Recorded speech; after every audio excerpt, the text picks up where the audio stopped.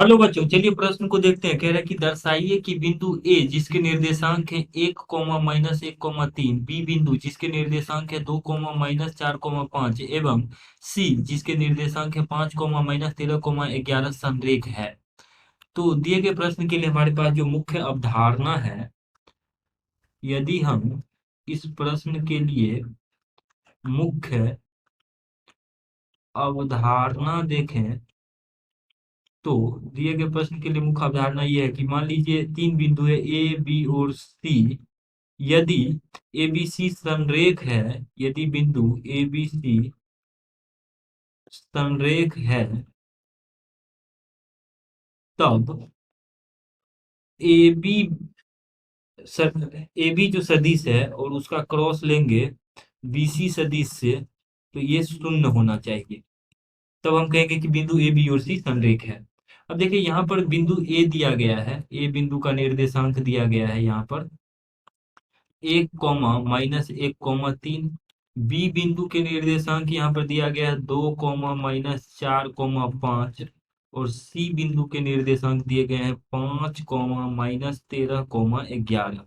तो सबसे पहले हम यहाँ पर ए बी सदिश निकाल लेते हैं। तो ए बी सदिश की यदि हम बात करें तो बी का पोजीशन सरी संरेख, तो बी माइनस ए कर देंगे तो ये आ जाएगा हमारे पास ए बी। तो बी माइनस ए करने से 2, -1, तो यह आ जाएगा आई कैप। -4, -1 तो -3 जे कैप। और आ जाएगा 5, -3 तो +2 के कैप। तो यहाँ से हमने निकाल लिया ए बी सदिश। अब बी सी सदिश अगर हम निकालें तो बी सी सदिश तो सी माइनस बी कर देंगे। मतलब सी का जो पोजीशन यानी जो स्थितिज सदिश है वो तो 5, -2 तो 3 आई कैप। -13 माइनस माइनस +4 तो ये आ जाएगा -9 जे कैप, -9 जे कैप। और 11 - 5 तो 6 आ जाएगा 6 के कैप। ऐसा। तो अब यहाँ से यदि हम ए बी सदिश क्रॉस बी सी सदिश निकालें तो इसके लिए आता है यहाँ पे डिटर्मिनेंट में यानी सारणी में आई जे और के।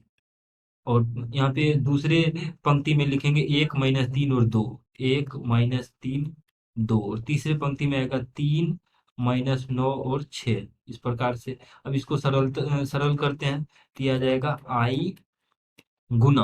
और आई जिस पंक्ति में उसको हटा देंगे और जो ऊर्ध्वाधर पंक्ति है उसमें से भी हटा देंगे तो ये बचेगा। तो इसको इससे गुना करके माइनस इसको इससे, तो ये आ जाएगा -18 और माइनस माइनस प्लस का 18 -जे कैप।